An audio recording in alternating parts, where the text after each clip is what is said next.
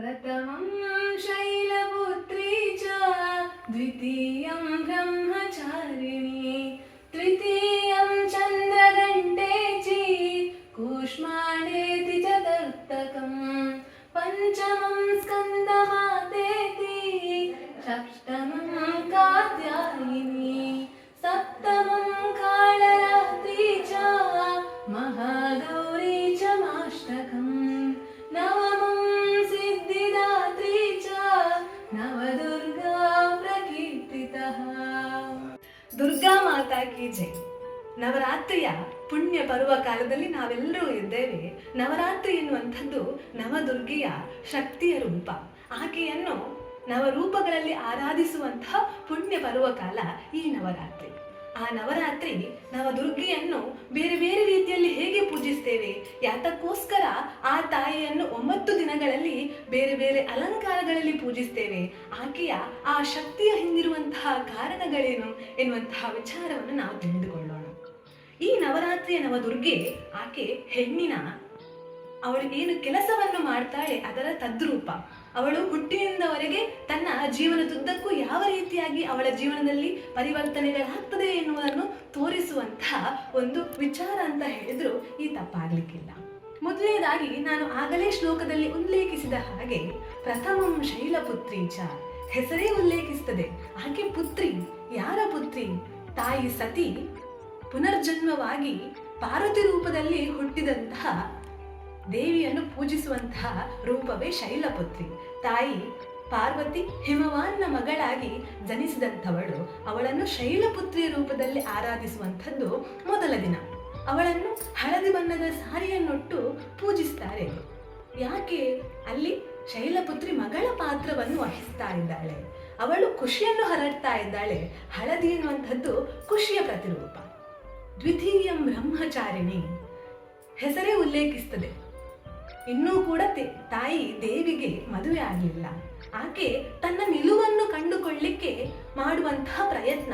ಶಿವನನ್ನು ತಾನು ಮದುವೆ ಆಗ್ಬೇಕೆನ್ನುವಂತಹ ವಿಚಾರಕ್ಕೋಸ್ಕರ ಹಲವಾರು ತ್ಯಾಗವನ್ನು ಮಾಡ್ತಾಳೆ, ಪೂಜೆ ಪುನಸ್ಕಾರಗಳನ್ನು ಮಾಡ್ತಾಳೆ, ತನ್ನ ನಿಲುವನ್ನು ಆಕೆ ತೋರಿಸಿಕೊಳ್ತಾಳೆ. ಪಾರ್ವತಿಯಾದಂತಹ ಆ ದೇವಿ ತನ್ನ ನಿಲುವನ್ನು ರೂಪಿಸುವಂತಹ ಸಂದರ್ಭ ಅದು. ನಾವು ಸಣ್ಣವರಿದ್ದಾಗ ಇವರ ಮಗು, ಅವರ ಮಗು ಅಥವಾ ಅವರ ಮಗಳು, ಇವರ ಮಗಳು ಅಂತ ಹೇಳಿ ಗುರುತಿಸಲ್ಪಡ್ತೇವೆ. ಬೆಳೆಯುತ್ತಾ ಬೆಳೆಯುತ್ತಾ ನಮ್ಮದೇ ನಿಲುವನ್ನು ನಾವು ಹೇಗೆ ಕಾಣ್ಕೊಳ್ತೇವೆ ಹಾಗೆ ಪಾರ್ವತಿ ತನ್ನ ನಿಲುವನ್ನು ಪಡೆದುಕೊಳ್ತಾಳೆ. ತದನಂತರ ಆಕೆಯನ್ನು ತೃತೀಯಂ ಚಂದ್ರಘಂಟೇಚ ಅಂದ್ರೆ ತಾಯಿ ಪಾರ್ವತಿಗೆ ಈಗ ಶಿವನ ಜೊತೆಗೆ ಮದುವೆ ಆಗಿ ಹೋಗಿದೆ. ಆಕೆಯನ್ನು ಇಲ್ಲಿ ನಾವು ಕೆಂಪು ಸೀರೆಯನ್ನು ಉಡಿಸಿ ಪೂಜಿಸುವಂತಹ ಪ್ರತೀತಿ ಇದೆ. ಇಲ್ಲಿ ಇಷ್ಟರವರೆಗೆ ತಾಯಿಯ ಕೈಯಲ್ಲಿ ಆಯುಧಗಳು ಇರುವುದಿಲ್ಲ. ಇಲ್ಲಿ ತಾಯಿ ಹುಲಿಯ ಮೇಲೆ ಕುಳಿತಿರ್ತಾಳೆ, ಅದರ ಜೊತೆಗೆ ಆಕೆಯ ಕೈಯಲ್ಲಿ ಆಯುಧಗಳಿರ್ತದೆ. ಶಕ್ತಿಯ ರೂಪವೇ ಈ ಚಂದ್ರಗಂಟೆ. ತದನಂತರ 4ನೇ ದಿನವಾದಂತಹ ನವರಾತ್ರಿಯಲ್ಲಿ ಪ್ರಥಮಂ ಶೈಲಪುತ್ರಿ ಚ ದ್ವಿತೀಯಂ ಬ್ರಹ್ಮಚಾರಿಣಿ ತೃತೀಯಂ ಚಂದ್ರಘಂಟೇತಿ ಕೂಷ್ಮಾಂಡೇತಿ ಚ ಚತುರ್ಥಕಂ. ಕೂಷ್ಮಾಂಡೇತಿ ಎನ್ನುವಂತ ಈ ಹೆಸರು ಏನನ್ನು ಉಲ್ಲೇಖ ಮಾಡ್ತದೆ? ಮದುವೆಯಾದಂತಹ ಸ್ತ್ರೀಗೆ ಹೇಗೆ ಮಕ್ಕಳ ಬಯಕೆ ಇರ್ತದೋ ಅದೇ ರೀತಿಯಾಗಿ ತಾಯಿ ಕೂಷ್ಮಾಂಡಿನಿಯ ಕೈಯಲ್ಲಿ ಕುಂಡಲವನ್ನು ಹೊಂದಿರ್ತಾಳೆ. ಆಕೆ ತನ್ನ ಕೈಯಲ್ಲಿ ಆಯುಧಗಳ ಜೊತೆಗೆ ಕುಂಡಲ ಇರ್ತದೆ. ಆ ಕುಂಡಲ ತನಗೆ ಮಗು ಆಗ್ಬೇಕು ಎನ್ನುವಂತಹ ಬಯಕೆಯನ್ನು ತೋರಿಸುವಂತಹ ಒಂದು ಸಂಕೇತ.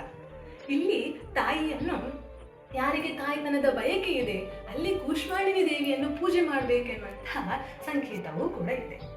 ಚತುರ್ಥ ದಿನವಾದಂತಹ ಒಂದು ಕೂಷ್ಮಾಂಡಿನಿಯ ದೇವಿಯನ್ನು ಪೂಜಿಸಿದಂತಹ ಬಳಿಕ ತದನಂತರ ಸ್ಕಂದ ಮಾತಾ ಹೆಸರೇ ತಿಳಿಸ್ತದೆ. ಪಂಚಮಂ ಸ್ಕಂದ ಮಾತೇತಿ ಅಂದರೆ ಅರ್ಥ ಏನು? ಸ್ಕಂದ ಅಂತ ಹೇಳಿದ್ರೆ ಕಾರ್ತಿಕೇಯ, ಸುಬ್ರಹ್ಮಣ್ಯನ ತಾಯಿ ಸ್ಕಂದ ಮಾತೆ. ಇಲ್ಲಿ ತಾಯಿಯ ಕೈಯಲ್ಲಿ ಯಾವುದೇ ಆಯುಧಗಳು ಇರುವುದಿಲ್ಲ. ಆತೆ ತನ್ನ ತಾಯ್ತನವನ್ನು ಪಡೆದುಕೊಂಡಿರ್ತಾಳೆ. ಇಲ್ಲಿ ತಾಯಿ ತನ್ನ ಕರುಣೆಯ ಸಂಕೇತ. ಅದರ ಜೊತೆಗೆ ಅಲ್ಲಿ ರಕ್ಷಣೆಯನ್ನು ಕೊಡ್ತಾಳೆ ತಾಯಿ ತನ್ನ ಮಗುವಿಗೋಸ್ಕರ.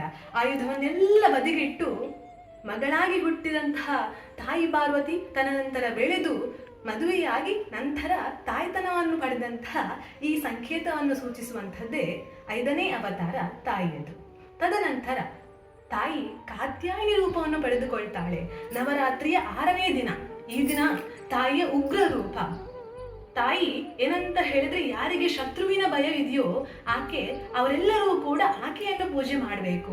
ಕಾತ್ಯಾಯಿನಿಂದ ಹೇಳಿದ್ರೆ ಶುಂಭ ನಿಶುಂಭರನ್ನು ಕೊಂದಂತಹ ದಿನ ಕಾಳರಾತ್ರಿ ಆದ್ರೆ ಮಹಿಷನನ್ನು ತಾಯಿ ಮರ್ದನ ಮಾಡಿದಂತಹ ರೂಪ ಅಂತ ಹೇಳಿದ್ರೆ ಅದು ಕಾತ್ಯಾಯಿನಿ. ಮಹಿಷಾಸುರ ಲೋಕಕ್ಕೆಲ್ಲ ಕಂಟಕನಾಗಿದ್ದ. ಆತ ನಾನಾ ರೂಪದಲ್ಲಿ ಬೇರೆ ಬೇರೆ ರೀತಿಯಾದಂತಹ ಅವತಾರವನ್ನು ಪಡೆದು ಲೋಕಕ್ಕೆಲ್ಲ ಕೂಡ ದುಷ್ಟನಾಗಿದ್ದ ಆತನನ್ನು ತಾಯಿ ತನ್ನ ಪುತ್ರ ವಾತ್ಸಲ್ಯವನ್ನು ಬದಿಗಿಟ್ಟು ಕಾತ್ಯಾಯನಿ ರೂಪವನ್ನು ಪಡೆದು ಮಹಿಷನನ್ನು ವಧೆ ಮಾಡ್ತಾಳೆ. ಇದು ಏನನ್ನು ಸೂಚಿಸ್ತದೆ? ಮಹಿಳೆಗೆ ಎಲ್ಲ ರೀತಿಯಾದಂತಹ ಶಕ್ತಿಯೂ ಇದೆ, ರಕ್ಷಣೆಯನ್ನು ಮಾಡ್ತಾಳೆ. ಆಕೆ ದುಷ್ಟರಿಗೆ ಶಿಕ್ಷೆಯನ್ನು ಕೊಡ್ತಾಳೆ ಎನ್ನುವಂತಹ ವಿಚಾರ ಇಲ್ಲಿ ಸ್ಪಷ್ಟವಾಗ್ತದೆ. 7ನೇ ಅವತಾರವಾಗಿ ಕಾಳರಾತ್ರಿ ಯಾವುದರ ಸಂಕೇತ? ಅದು ಕತ್ತಲಿನ ಸಂಕೇತ. ನಾವೆಲ್ಲರೂ ಕೇಳಿದ್ದೇವೆ, ಶುಂಭ ನಿಶುಂಭರು, ರಕ್ತ ಬೀಜರು, ಚಂಡಮುಂಡರು ಇವರೆಲ್ಲರನ್ನೂ ಕೂಡ ದುಷ್ಟ ಶಕ್ತಿಗಳನ್ನು ಕೊಂದಂತಹ ತಾಯಿ ಕಾಳಿ ಆಗ್ತಾಳೆ. ಅದು ಸಾವಿನ ರಾತ್ರಿ ಆಗಿರುತ್ತದೆ. ಈ ದಿನ ಕಪ್ಪು ಬಣ್ಣ ಬಹಳ ವಿಶೇಷವಾಗಿರುತ್ತದೆ. ತಾಯಿ ಕಾಳಿಗೆ 3 ಕಣ್ಣುಗಳಿರ್ತವೆ. ಆಕೆಯ ಕೊರಳಲ್ಲಿ ರುಂಡ ಮಾಲೆಗಳಿರ್ತವೆ. ಇವೆಲ್ಲವೂ ಕೂಡ ಯಾವುದರ ಸಂಕೇತ? ತಾಯಿ ಶಕ್ತಿ ಆಗಿರ್ತಾಳೆ. ಎಲ್ಲ ದುಷ್ಟರನ್ನು ನಾಶ ಮಾಡುವಂತಹ ಶಕ್ತಿ ಆಕೆಗಿದೆ. ಆಕೆ ಶಾಂತ ಆಗ್ಬೇಕಂತ ಹೇಳಿದ್ರೆ ಪಾರ್ವತಿ ತಾಯಿ ಕಾಳಿ ಏನಿದೆ ಶಿವನ ಎದೆಗೆ ಕಾಲಿಡಬೇಕಾದಂತಹ ಪರಿಸ್ಥಿತಿ ಬರ್ತದೆ. ಇಂತಹ ಶಕ್ತಿ ಮಾತೆ ತಾಯಿ ಕಾಳಿ. ತದನಂತರ 8ನೇ ಅವತಾರ ಅದು ಶಾಂತಿಯ ರೂಪ, ಅದು ಸಮೃದ್ಧಿಯ ರೂಪ. ತಾಯಿ ಮಹಾಗೌರಿ ಕಾಳಿ ಗಂಗಾ ನದಿಯಲ್ಲಿ ಸ್ನಾನ ಮಾಡಿದ ಬಳಿಕ ಬರುವಂತಹ ರೂಪ ಅದು ಮಹಾಗೌರಿ. ಆ ದಿವಸ ಆಕೆಯನ್ನು ನಾವು ಏನನ್ನು ಹೇಳ್ತೇವೆ? ಪಿಂಕ್ ಕಲರ್, ಅಥವಾ ನಾವು ಈ ಪಿಂಕ್ ಕಲರ್ ಸಾರಿಯನ್ನು ಉಟ್ಟು ಆ ದೇವರನ್ನು ಪೂಜಿಸುವಂಥದ್ದು ಪ್ರತೀತಿ ಇದೆ. ಅಂತಹ ಮಹಾಗೌರಿ ಆಕೆ ಎಲ್ಲ ಇಷ್ಟವನ್ನು ಶಾಂತಿಯನ್ನು ಪೂರೈಸುವಳಾಗಿರ್ತಾಳೆ. ಹಾಗೆ ಕೊನೆಯ ರೂಪ ಸಿದ್ಧಿದಾತ್ರಿ. ತಾವರೆಯ ಮೇಲೆ ಕುಳಿತಂತಹ ತಾಯಿ ನಾವು ಕೇಳಿದಂತಹ ಇಚ್ಛೆಗಳನ್ನು, ನಮ್ಮ ಬಯಕೆಗಳನ್ನು ಪೂರೈಸುವಂತಹ ತಾಯಿ ಆಗಿರ್ತಾಳೆ. ನಾವು ಇಟ್ಟಂತಹ ಎಲ್ಲ ಸಿದ್ಧಿಗಳನ್ನು ಪೂರೈಸುವಂತಹ ಮಾತೆ ಸಿದ್ಧಿದಾತ್ರಿ ಆಗಿರ್ತಾಳೆ. ಆ ಸಿದ್ಧಿದಾತ್ರಿಯನ್ನು ನಾವೆಲ್ಲರೂ ಪೂಜಿಸುವಂತಹವರಾಗೋಣ. ನಮ್ಮೆಲ್ಲ ಕಷ್ಟಗಳನ್ನು ತಾಯಿ ನವದುರ್ಗೆ ದೂರಗೊಳಿಸಲಿ, ಎಲ್ಲರಿಗೂ ಕೂಡ ಸನ್ಮಂಗಳವನ್ನುಂಟ ಮಾಡಲಿ. ತಾಯಿ ಪ್ರಥಮಂ ಶೈಲಪುತ್ರಿ ಚ, ದ್ವಿತೀಯಂ ಬ್ರಹ್ಮಚಾರಿಣಿ, ತೃತೀಯಂ ಚಂದ್ರಗಂಟೇತಿ, ಕೂಷ್ಮಾಂಡೇತಿ ಚ ಚತುರ್ಥಕಂ, ಪಂಚಮಂ ಸ್ಕಂದಮಾತೇತಿ, ಷಷ್ಠಮಂ ಕಾತ್ಯಾಯಿನಿ, ಸಪ್ತಮಂ ಕಾಳರಾತ್ರಿ ಚ ಮಹಾಗೌರೀಷ್ಟಮಾಷ್ಟಕಂ, ನವಮಂ ಸಿದ್ಧಿದಾತ್ರಿ ಚ. ಎಲ್ಲ ನವದುರ್ಗೆಯರು ಕೂಡ ಮಹಿಳೆಯ ಒಂದೊಂದು ಸಮಾಜದಲ್ಲಿ ನಿರ್ವಹಿಸುವಂತಹ ಪಾತ್ರಗಳು. ಅವಳು ಶಕ್ತಿಯ ರೂಪ, ಅವಳು ಸಮೃದ್ಧಿಯ ರೂಪ, ಅವಳು ರಕ್ಷಣೆಯ ರೂಪ, ಅವಳು ಶಾಂತಿಯ ರೂಪ, ಅವಳು ಪ್ರೀತಿಯ ರೂಪ. ಅಂತಹ ತಾಯಿ ಸಮಾಜದಲ್ಲಿರುವಂತಹ ಎಲ್ಲ ಕಷ್ಟ ಕಾರ್ಪಣ್ಯಗಳನ್ನು ದೂರ ಮಾಡಿ ಎಲ್ಲರಿಗೂ ಸನ್ಮಂಗಳನ್ನುಂಟು ಮಾಡಲಿ ಅಂತ ತಿಳಿಸ್ತಾ, ನವರಾತ್ರಿಯ ಶುಭಾಶಯಗಳನ್ನು ತಿಳಿಸ್ತಾ, ರಾಮ್ ರಾಮ್.